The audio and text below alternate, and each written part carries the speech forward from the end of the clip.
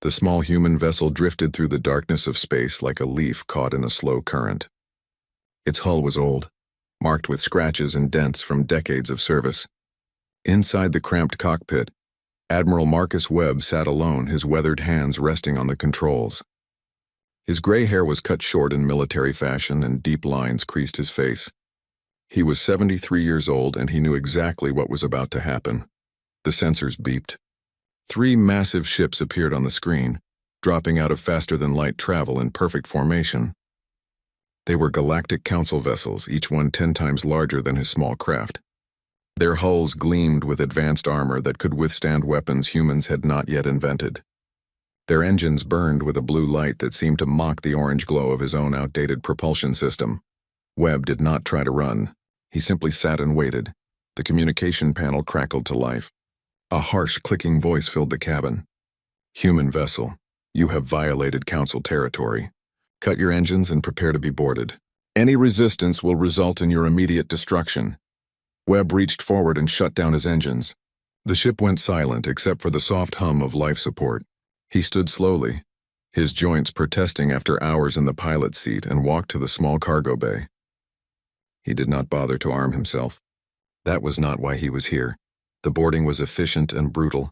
The airlock exploded inward with a burst of cutting plasma. 6 Kryn warriors stormed through the smoke, their forearms carrying weapons that hummed with deadly energy.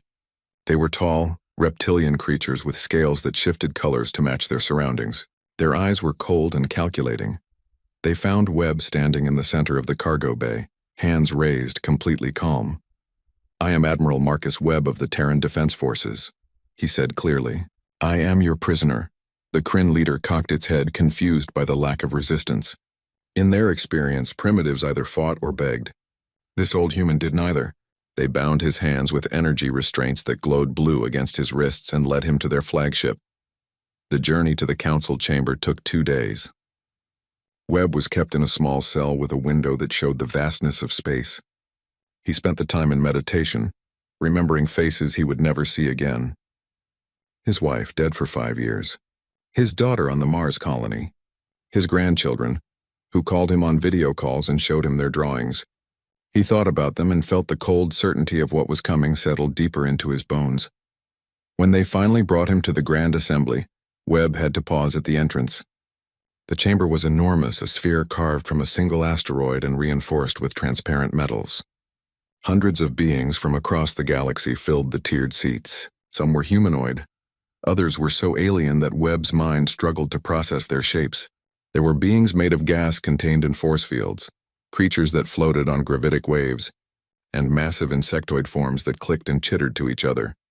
At the center of the sphere floated the Overseer, the leader of the Galactic Council.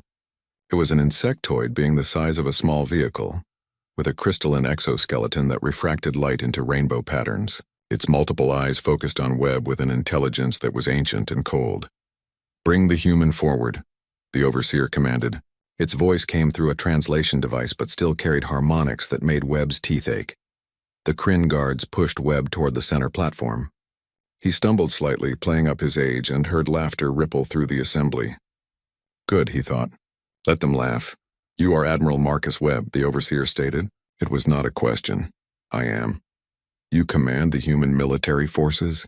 "I am one of several fleet admirals, yes." More laughter. A serpentine creature in the upper tiers hissed loudly. "They have several admirals for their pathetic fleet? How many ships do humans possess, Overseer?"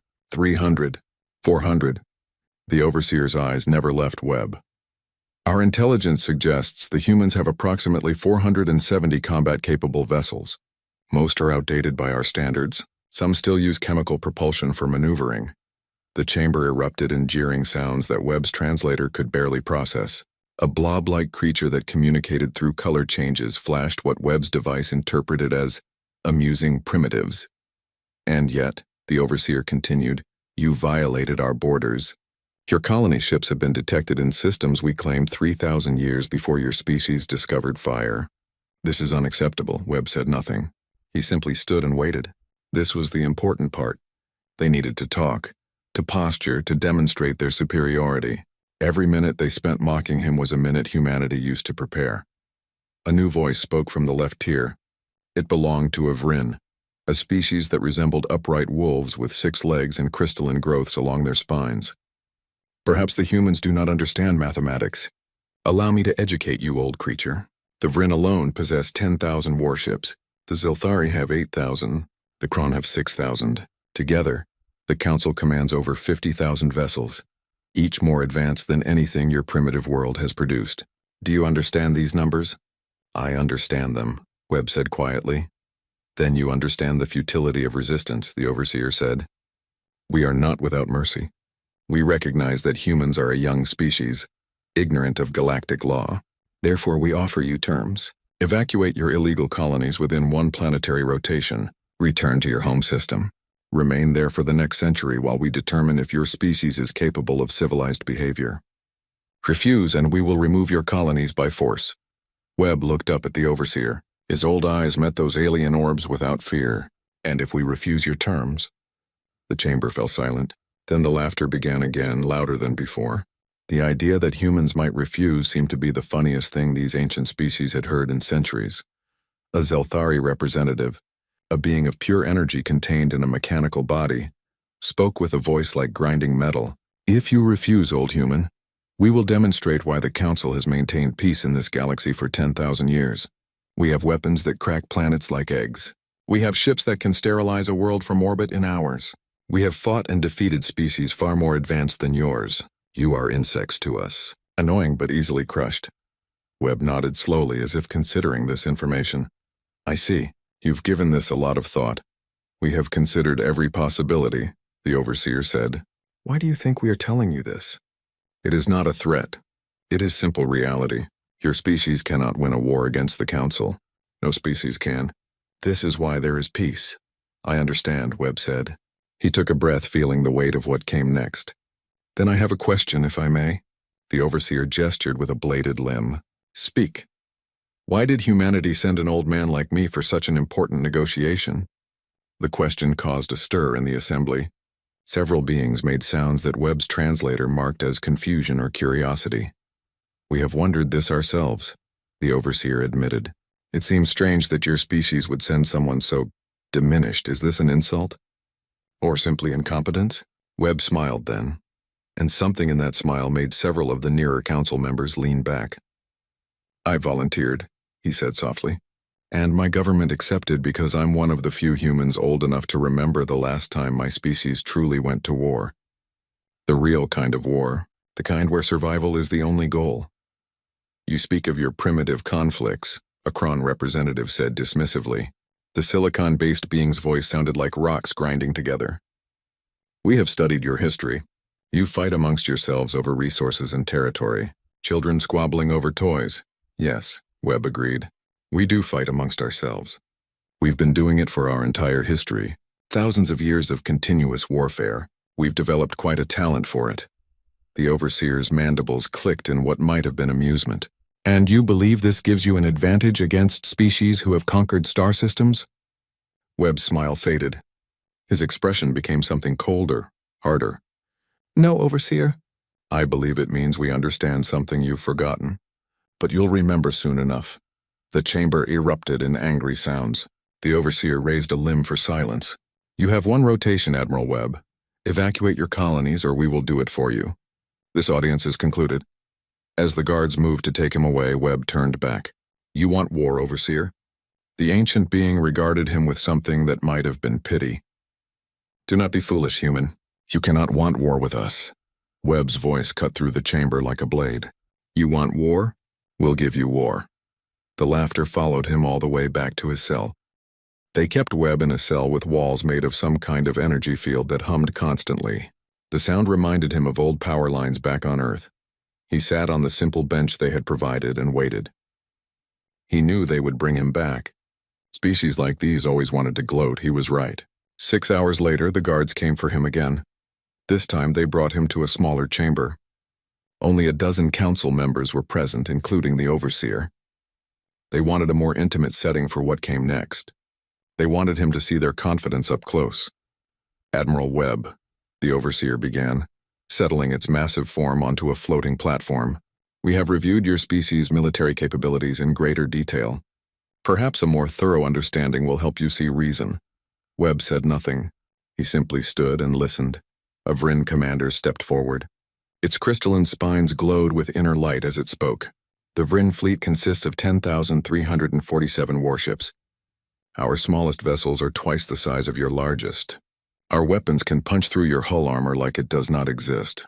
We have shields that would absorb your entire arsenal without failing. In simulations, a single Vryn battle group could destroy your entire fleet in less than 1 standard hour. The commander paused, clearly expecting a reaction. Webb gave none. A Zelthari representative drifted forward. Its mechanical body gleamed under the chamber's lights. The Zelthari possess dreadnoughts capable of cracking continental plates. We have used them 3 times in our history to end species that threatened galactic peace. The process takes approximately 6 hours per planet. Your Earth would be rendered uninhabitable in less than a day. Still, Webb remained silent. His old face showed nothing. A Kron delegate, its silicon body reflecting light like a living diamond, spoke in grinding tones. The Kron have developed molecular destabilization weapons. They cause matter itself to lose cohesion. We used them to end the Haleth expansion 2,000 years ago. An entire civilization of 12 billion beings spread across 40 worlds ceased to exist in a span of 3 weeks. We still have these weapons. We maintain them precisely for situations like this. The testimonies continued. Each species detailed their military might, their victories, their technologies that seemed like magic compared to human capabilities. They spoke of wars lasting centuries, of weapons that could sterilize solar systems, of defense systems that could detect threats across light years. Through it all, Webb stood quietly, his hands clasped behind his back in an old military posture. His face remained calm, almost meditative.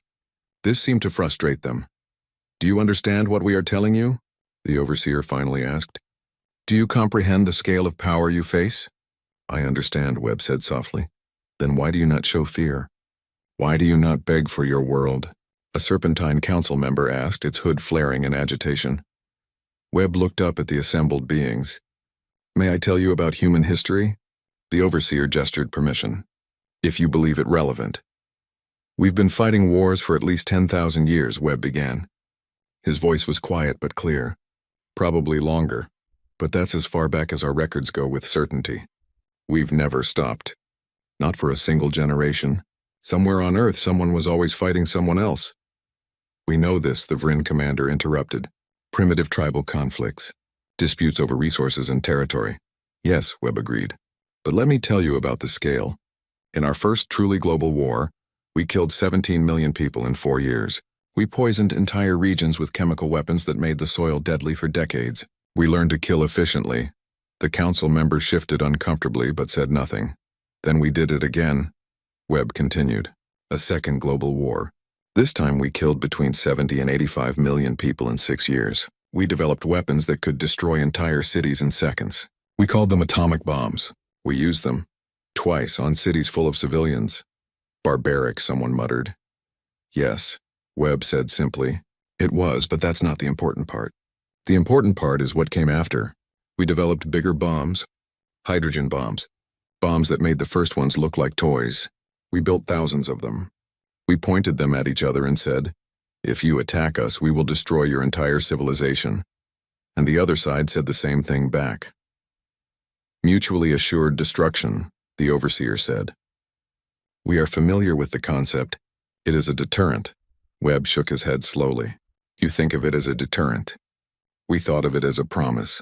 For 50 years, my grandparents' generation lived knowing that any day, everything could end. Cities could become shadows on glass. Millions could die in minutes.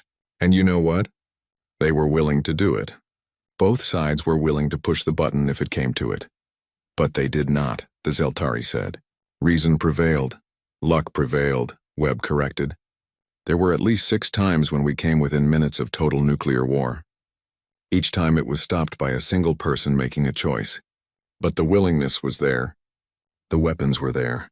We were ready to end our world rather than surrender to the other side." The chamber was quiet now. The mocking laughter had stopped. Webb continued, his voice growing harder. "And those weapons? They still exist.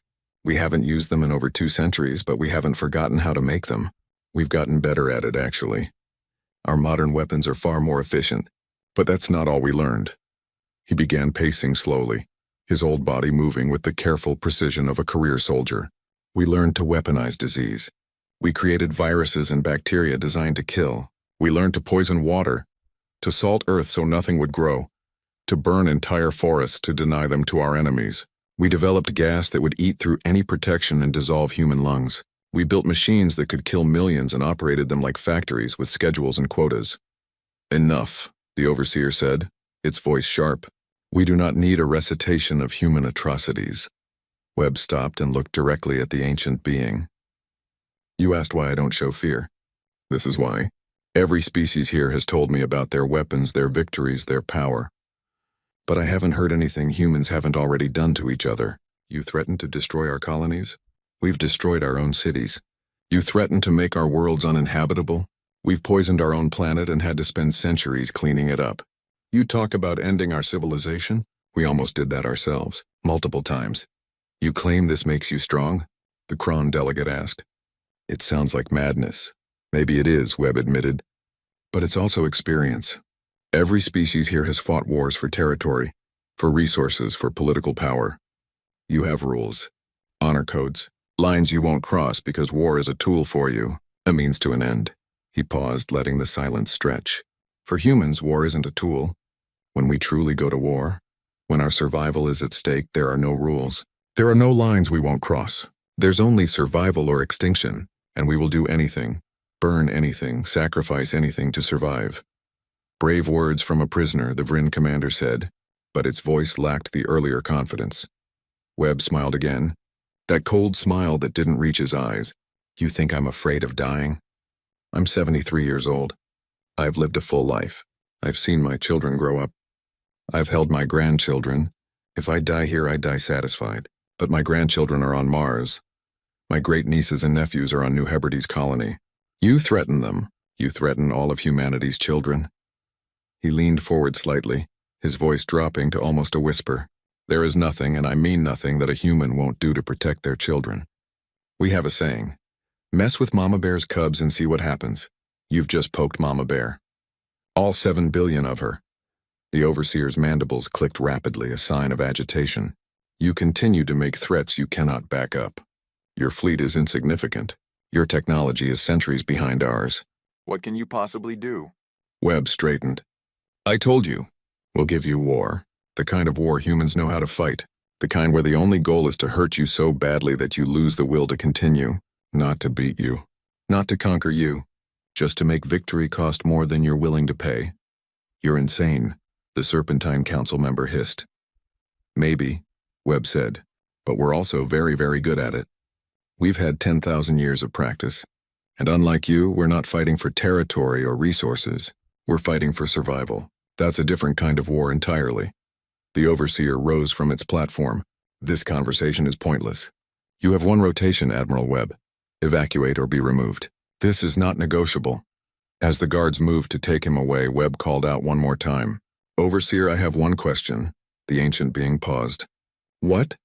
Do you know why my government really sent me? Why an old man instead of a young, strong soldier? Enlighten us. Webb's expression became something ancient and terrible. Because I volunteered to die. Because I'm old enough to remember real war and young soldiers still have hope. Hope that peace is possible. Hope that reason will win. I have no such hope. I know what's coming, and I wanted to look you in the eye when I delivered the warning you won't hear, because I understand pride, Overseer. I'm counting on it. The chamber doors closed behind him and the council sat in uncomfortable silence. The rotation passed slowly. Webb spent it in his cell, sitting in meditation or staring out at the stars. He didn't sleep much anymore. Old soldiers rarely did. The guards brought him food that his translator assured him was safe for human consumption. It tasted like paste, but he ate it without complaint. He needed his strength for what came next. When they finally came for him, Webb knew the time had arrived. The deadline had passed. The council would want him present for their demonstration of power. They would want him to see humanity's colonies evacuated or destroyed, to witness their might firsthand. It was the way of empires. Show your dominance. Make it clear. Break the spirit before you break the body. The Grand Assembly was full this time. Every seat was occupied. Thousands of beings from hundreds of species had gathered to watch the council's judgment. Webb was brought to the center platform again, But this time he was placed in a transparent containment field. They wanted everyone to see him clearly. The overseer floated above, its crystalline form catching and reflecting the chamber's lights. Admiral Marcus Webb of the Terran species. The rotation has ended. Your colonies have not evacuated. Do you have anything to say before we proceed with enforcement? Webb stood straight despite his age. His voice was clear and strong. I have a question first, if you'll permit it. The overseer gestured with a bladed limb. Ask, did you detect any human ships evacuating the colonies? We did not, the overseer confirmed. Your colonies remain fully populated. This is why we must act, Webb nodded slowly. Then I suppose there's only one thing left to say. He paused, letting the silence build. The entire assembly waited. You want war? The chamber erupted in laughter again, just as it had before. The sound echoed off the walls, a chorus of species that found human defiance hilarious.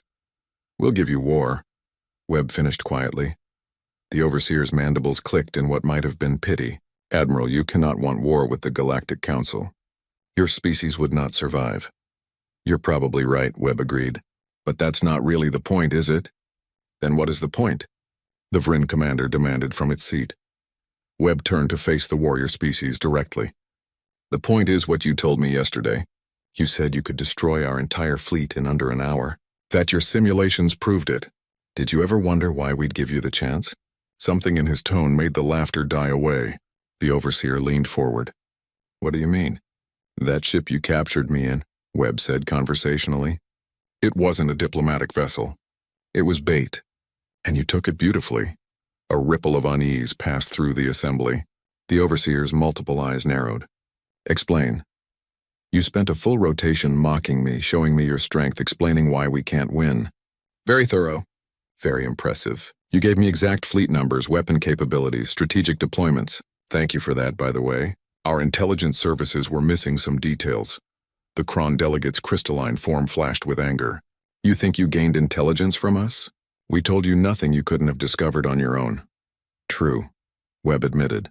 But more importantly, you gave us time. While you were parading me around, demonstrating your superiority, making speeches about your power, humanity was doing something you clearly didn't expect. We were preparing. The overseer made a sharp gesture.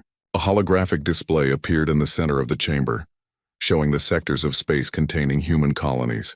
Our sensors show no unusual activity. Your colonies remain in place. Your fleet positions have not changed significantly. Webb smiled. Check your subspace communications. The overseer hesitated, then made another gesture. A technician in one of the lower tiers worked rapidly at a console. The holographic display shifted, filling with data streams. Then the technician made a sound of alarm. Overseer, the subspace bands they're saturated with human transmissions, military encryption, fleet movements, weapons protocols. It's everywhere. The display changed again, showing the communications network that spanned council space. It was lit up like a festival, glowing with thousands of human signals. The technician worked frantically. I'm decrypting what I can. They're not trying very hard to hide it. These are mobilization orders. Every human colony is activating military reserves. Every civilian ship is being retrofitted. Every station is coming online as a weapons platform. The chamber exploded into sound. Species shouting questions, demanding answers, calling for immediate action. The overseer's voice cut through it all, amplified and commanding. Silence. The noise died to a murmur. The overseer turned all its attention to Webb. This changes nothing. You are still vastly outnumbered. What are you playing at, human? Webb's expression became colder. You told me about your wars. Centuries-long conflicts over territory. Battles for resources. Wars fought with rules and honor codes. Wars where the goal is conquest or political advantage. That's not the kind of war humans fight when survival is at stake. All wars are about survival. The Zelthari representative said. No, Webb corrected. All wars are about victory. Survival is just assumed. But humans learned a long time ago that sometimes you can't win. Sometimes the enemy is too strong, too numerous, too advanced. So we developed a different strategy. He began pacing in his containment field. We learned to make victory so expensive that it becomes meaningless. We don't fight to win territory. We fight to break your will, to make you question why you're fighting, to make you fear what we'll do next. The overseer's mandibles clicked rapidly. You're describing terrorism. Guerrilla tactics. These are the weapons of the weak. Yes, Webb agreed readily. They are. And humans are very, very good at them. We've been using them against each other for millennia. Every empire that ever existed on Earth learned to fear the guerrilla fighter. The one who doesn't stand and fight honorably. The one who strikes from nowhere and vanishes. The one who turns your strength into a liability. A Vryn warrior stood, its spines glowing with aggression. We have faced such tactics before. They are annoying but ultimately ineffective against superior force. Webb turned to face the warrior. Have you? Let me ask you something. In all your wars, all your glorious victories, how many times has your enemy destroyed their own territory rather than let you have it?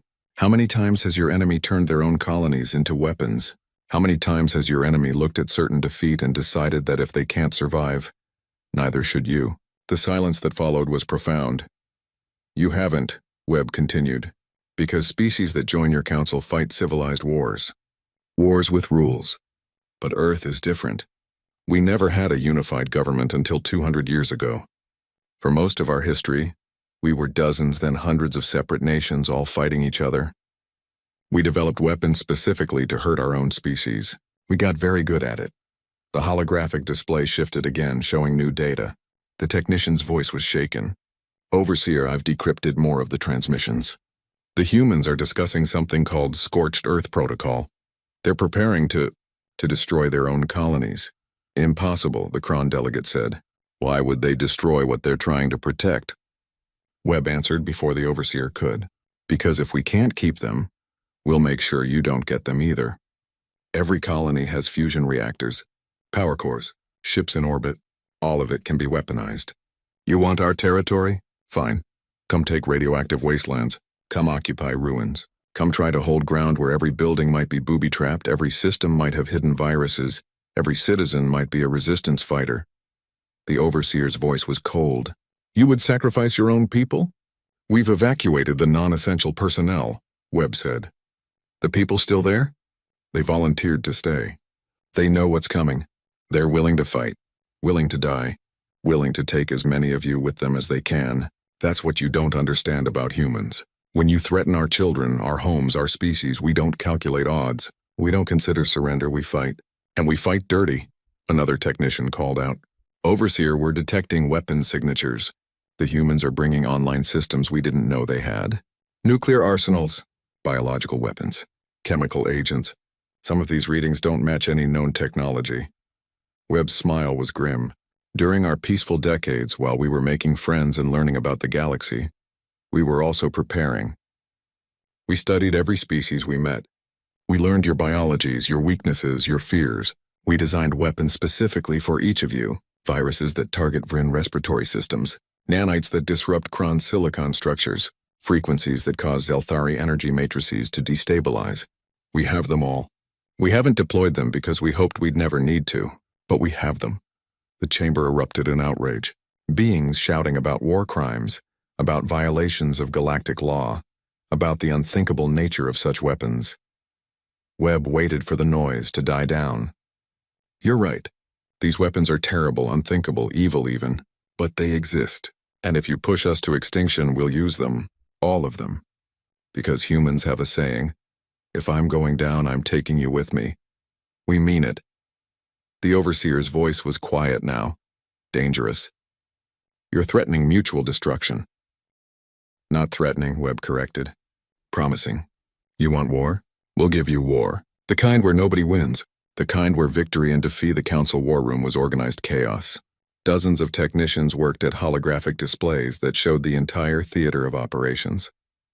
The Overseer hovered at the center, coordinating responses while Webb watched from his containment field. They had moved him here deliberately. They wanted him to see humanity's defeat. They wanted to break him by showing him the futility of resistance. But as the reports flooded in, Webb saw something different.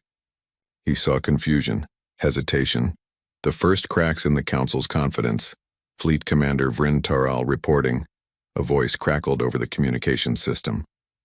We have arrived at New Hebrides colony with Battle Group 7. 2,000 ships as ordered, Overseer. The holographic display showed the system. New Hebrides was a modest colony on a planet with 3 moons. The human defense fleet was visible on sensors. Barely 100 ships clustered around the main settlement. Destroy the defense fleet, the overseer commanded. Then begin orbital bombardment of military targets. Keep civilian casualties to a minimum. We are not monsters. Webb said nothing, but he smiled slightly. The battle began exactly as the Council expected. The Vryn ships were faster, stronger, better armed. They moved in perfect formation, their shields absorbing the human weapons' fire with ease. The human ships fought back desperately, using every trick they knew. They paired up, covering each other's weak points. They concentrated fire on single targets, trying to overwhelm shields through sheer persistence. They even attempted ramming attacks when their weapons ran dry. It was brave. It was futile. Within 30 minutes, the human defense fleet was reduced to debris. Pitiful, the Kron delegate muttered, watching from the war room. They fought with courage, but courage means nothing against superior force. Webb still said nothing. He simply watched. The Vryn fleet moved into low orbit, preparing for bombardment. Their weapons could precisely target military installations, while leaving civilian areas mostly intact. It was surgical, civilized, the proper way to conduct warfare. That's when the colony exploded. The blast registered on every sensor in the system. The entire planet's surface erupted with the fury of 1,000 fusion reactors detonating simultaneously. The shockwave caught the Vryn ships in low orbit before they could react. Shields that could withstand weapons fire meant nothing against the raw physics of a planet-scale explosion. 300 ships vanished in the first second. Another 500 were caught by the expanding plasma wave, their hulls melting like wax. The remaining ships tried to jump to faster-than-light speeds, but the gravitational distortions from the blast made it impossible. They could only watch as their fleet died. The remaining human ships, small and fast, used the chaos to jump away. They vanished into faster-than-light travel, leaving behind nothing but destruction. The war room fell silent. Every being present stared at the display in shock. Where New Hebrides had been, there was now a glowing cloud of radioactive debris. What happened? The overseer demanded. Report! A technician worked frantically. The colony's fusion reactors were overloaded, simultaneously. Along with every ship in orbit, every fuel depot, every power core. The colonists evacuated weeks ago, overseer. The entire planet was a trap. A bomb waiting for us to get close. The Kron delegate turned to Webb. You destroyed your own colony, killed your own planet.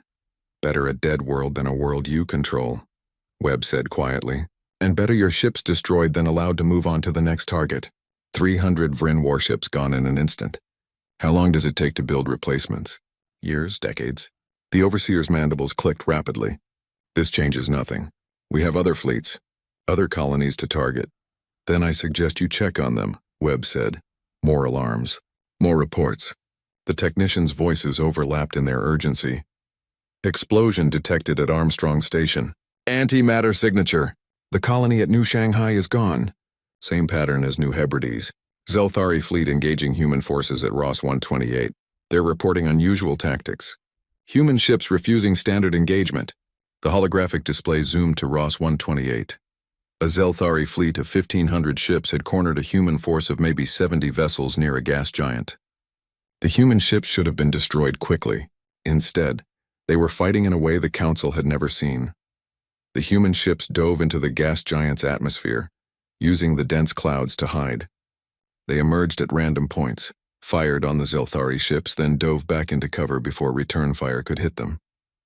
When Zelthari ships followed them into the atmosphere, the humans led them into storms where lightning and pressure crushed hulls. When the Zelthari tried to bombard the planet from orbit, the humans used the moons as cover, their smaller ships able to hide behind celestial bodies, while the massive Zelthari dreadnoughts had nowhere to go. It was infuriating, uncivilized, dishonorable, and it was working. They're not fighting to win, the Vryn commander said, watching in disbelief. They're fighting to survive as long as possible. No, Webb corrected. They're fighting to make you pay. Every ship you lose, every hour you waste, every resource you expend, that's what they're fighting for. To make victory so expensive, you start to question if it's worth it. A new voice came over the communications. This is Dreadnought Zelthari Prime. We have lost 40 ships trying to eliminate a human force 1/10 our size. They refuse honorable combat. They strike and run. They use terrain. They sacrifice damaged ships to destroy ours. This is not war. This is barbarism. This is human war, Webb said. Get used to it. The reports continued through the night. Every human colony became a battlefield, and every battlefield became a lesson in frustration. The humans refused to fight the way the Council expected. They booby-trapped their own installations. They hid weapons in civilian structures. They used suicide tactics, ramming damaged ships into valuable targets. They spread mines that drifted for days before activating. They released clouds of reflective particles that jammed sensors. They hacked Council communications and broadcast demoralizing propaganda. Worst of all, they targeted Council psychology. Human analysts had studied every species, learning what frightened them, what made them hesitate, what broke their morale. Vryn warriors found themselves facing opponents who screamed in their own language over open channels, who knew their names, who described their families on their homeworld. Zeltari energy beings encountered human weapons specifically designed to disrupt their matrices, causing pain their species thought impossible. Kron silicon forms discovered that humans had developed nanites that could corrupt their crystalline structures, causing madness. None of these weapons violated the letter of galactic law because humanity had never signed the treaties. They were not Council members. They had no honor codes to break because they had never agreed to them. The war room's atmosphere changed over the following days. The initial confidence disappeared. Council members argued with each other, blaming different fleets for incompetence, questioning strategies that had worked for millennia. Webb watched it all from his containment field. They had stopped talking to him directly, but he knew they were aware of his presence. They shot him angry glances, as if his existence was somehow responsible for their problems. On the fourth day, a Vryn fleet commander's voice came over the communications, tight with barely controlled rage. "This is Commander Talash at the Nova Scotia colony. We have spent 16 hours in combat with a human defensive force. They have turned every building into a fortress, every street into a kill zone. My warriors are trained for honorable combat, not this guerrilla butchery. We have lost 200 soldiers clearing 3 city blocks. At this rate, it will take months to secure this single colony. And for what? When we finally take it, it will be rubble. The humans are destroying everything as they retreat. We will win nothing but ruins." The Overseer's response was cold. "Continue the assault, Commander." "Overseer, with respect, why? What is the strategic value of a devastated colony? What do we gain from this?" "We gain obedience," the Overseer said. "We gain the knowledge that the Council cannot be defied." But Webb heard the uncertainty in that ancient voice, the first whisper of doubt. More days passed. More fleets engaged human forces. More ships were lost. The casualty reports climbed steadily. 500 Council ships destroyed. 1,000. 1,500. The numbers were small compared to the Council's total strength, but they were growing. And more troubling, they were unpredictable. Traditional military analysis suggested that at this rate, humanity would be defeated in weeks. But traditional analysis assumed a traditional war. It assumed enemy forces that could be located and destroyed. It assumed territory that could be held. It assumed an enemy that fought for victory. Humanity was doing none of these things. Their fleets scattered and regrouped unpredictably. Their colonies were either destroyed or turned into meat grinders. Their soldiers fought until they died, taking as many Council troops with them as possible. They were not trying to win. They were trying to bleed the Council dry. A Zeltari commander's transmission was particularly telling. "We have successfully taken the Mars orbital stations. The humans abandoned them without..." 3 months into the war, Admiral Marcus Webb had become thinner. His captors still fed him, but the stress of watching the conflict unfold had taken its toll. His hair had gone completely white. New lines had appeared on his face, but his eyes remained sharp, watching everything, missing nothing. The war room had become his permanent prison. The Council wanted him there, needed him there perhaps. He was their reminder of what they were fighting against. Or maybe they just wanted him to see humanity's inevitable defeat. But defeat was taking longer than anyone expected. The holographic displays told the story in numbers that kept growing. The Council had lost 30% of its fleet. Not 30% destroyed exactly. Some ships were damaged beyond repair. Others were trapped in systems where human tactics made exit dangerous. Still others were tied up in occupations that consumed resources like hungry mouths. But the effect was the same. The Council's effective fighting force had been reduced by nearly a third. The losses weren't evenly distributed, which made things worse. The Vryn had taken the heaviest casualties. their warrior culture making them the most aggressive and therefore the most vulnerable to human ambush tactics. The Zelthari had lost fewer ships but were suffering from psychological trauma their species was not equipped to handle. The Kron, most resistant to physical damage, had instead fallen victim to human cyber warfare that corrupted their silicon-based thinking processes. Worst of all, the Council was fracturing. Webb listened to the arguments that filled the war room daily now. Species blaming each other for failures, questions about strategy that would have been unthinkable 3 months ago, whispers about the cost versus the gain. "This is madness," a Vryn commander declared on the 7th day of the 3rd month. "We have lost 4,000 ships. 4,000. To accomplish what? We have taken 3 human colonies and found them worthless. Radioactive wastelands or ruins so thoroughly destroyed they cannot be salvaged.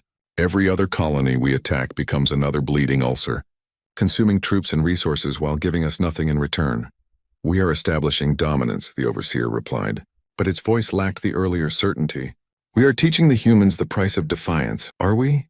The Zelthari representative's mechanical body flickered with agitation. "Or are they teaching us? My analysts have been studying human propaganda broadcasts. They are being transmitted to every corner of the galaxy. Every species can see them. They show our ships burning, our soldiers fleeing, our fleets confused and outmaneuvered. They are not broadcasting defeat. They are broadcasting resistance. And others are watching." Webb had seen the broadcasts. Humanity's media warfare was almost as effective as their physical warfare. They had turned every battle, even losses, into propaganda victories. A single human ship ramming a Council dreadnought became a symbol of determination. Colonists fighting to the last became martyrs. Destroyed colonies became proof that humans would rather die free than live under Council rule. The message was spreading. Webb had heard reports of unrest in Council territory. Species that had been conquered centuries ago were suddenly restless. Pirates and raiders who had been suppressed were becoming bold again. The iron grip of Council authority was loosening. "The Talvec system has requested military aid," a technician reported. "Rebel forces are attacking Council installations." "Tell them we have no ships to spare," the overseer snapped. "All our forces are committed to the human war." "That's their 3rd request this week, overseer. If we don't respond, we risk losing the entire sector." Webb spoke quietly. "Your empire is starting to crumble." "We told you this would happen." The overseer whirled on him. "Silence, human. This is your fault. Your species' barbarism is infecting the galaxy with chaos." "No," Webb replied calmly. "We just showed everyone else that the Council could be challenged. They're making their own choices about what to do with that information." A new alarm interrupted the argument. A technician called out urgently. "Overseer, we're detecting unusual energy signatures in human space. Multiple locations. The signatures are consistent with weapons of mass destruction being brought online." The overseer moved to the display. "Show me." The hologram zoomed to show Earth's solar system. Around the planets, on moons, and asteroid bases, weapons were activating. The display marked them with red icons. Nuclear arsenals, biological weapon facilities, chemical weapon stores, and others weapons the Council's sensors couldn't fully identify. "Those are the weapons we told you about," Webb said. "The ones we designed specifically for each of your species. We've been holding them in reserve, hoping we wouldn't need them. But if you push us to extinction, we'll use them all." "You're bluffing," the Kron delegate said, but its crystalline form flickered with uncertainty. To deploy such weapons would be suicide. The Council would retaliate with total annihilation. "Yes," Webb agreed. "It would be suicide. Mutually assured destruction. The same doctrine that kept humanity from destroying itself for 50 years. You think it doesn't work? Ask my grandparents' generation. They lived under that threat every day. They were ready to push the button if necessary. So are we." The overseer studied the display. "This is madness. Total war serves no one." "That's what we've been trying to tell you," Webb said. "But you wouldn't listen. You thought your superiority made you invincible. You thought primitive humans would bow to your threats. You were wrong." A Vryn general stood, its spines glowing with rage. "We should strike now. Full force. Commit everything. Crush them before they can deploy these abominations." "And lose how many more ships?" the Zelthari representative asked. "We have already lost 30% of our fleet. A full assault on fortified human positions could cost us another 30%, maybe more. And for what? To rule over radioactive ruins while our empire collapses behind us? We cannot show weakness, the Overseer insisted. If we back down now, every species in the galaxy will challenge us. They're already challenging us, Webb pointed out. You've received, 10 requests for military aid in the past week? How many more rebellions will start if you commit your remaining forces to defeating humanity? How many of your subject species will see this as their chance for freedom? The chamber fell into an uneasy silence. Webb could see the calculations happening behind alien eyes. The math was simple and brutal. They could probably defeat humanity, but the cost would leave them vulnerable. And in the galaxy's current state, vulnerability meant death. More days passed. The Council continued to fight, but the intensity decreased. They were pulling back, consolidating forces, choosing battles more carefully. The aggressive pushes became defensive positions. The overwhelming assaults became cautious probes. Webb watched it all and knew the war was ending. Not with victory or defeat, but with exhaustion. On the 93rd day, the Overseer came to Webb's containment field alone. The ancient being looked tired, if such a thing was possible for a creature of its type. Why? The Overseer asked simply. Webb understood the question. Why resist? Because you gave us no choice. You demanded we surrender our colonies. You threatened our species with elimination. What did you expect us to do? We expected you to be reasonable, to recognize reality. Reality is subjective, Webb said. Your reality is 10,000 years of unchallenged rule. Our reality is 10,000 years of constant struggle for survival. We see the world differently. Your species is suicidal. Maybe, Webb admitted. Or maybe we just value freedom more than safety. Maybe we'd rather die fighting than live as subjects. It's a human thing. You might not understand it. The Overseer was quiet for a long moment. The Council is prepared to negotiate. Webb felt something loosen in his chest. Relief, maybe. Or perhaps just recognition that the worst might be avoided. What are your terms? We will withdraw from human space. You will keep your colonies. But there must be guarantees. You cannot be allowed to threaten galactic stability. We never wanted to threaten anyone, Webb said. We just wanted to be left alone to grow at our own pace. That is not possible now. Your resistance has inspired others. The galaxy is less stable because of your actions. Webb shook his head. The galaxy is less stable because your empire was built on threats and intimidation. We just showed everyone that the Emperor has no clothes. That was always going to happen eventually. We just accelerated the timeline. What do you want, human? What will it take to end this war? Webb stood straight despite his exhaustion. Complete withdrawal from all human space. Reparations for the colonies you destroyed in your initial attacks. And a non-aggression pact. You leave us alone, we leave you alone. You don't threaten our species, we don't deploy our weapons of mass destruction. Simple. And if we refuse, then the war continues until one of us is extinct. Maybe both. Your choice. The Overseer made a sound that Webb's translator struggled to interpret. Frustration, maybe, or defeat. The Council will consider your terms. Don't take too long, Webb said. My people are getting tired. When humans get tired, they get dangerous. They start thinking that if they're going to die anyway, they might as well take everyone with them. You've seen our history. You know what we're capable of. The Overseer left without another word. Thank you for watching and comment for next part.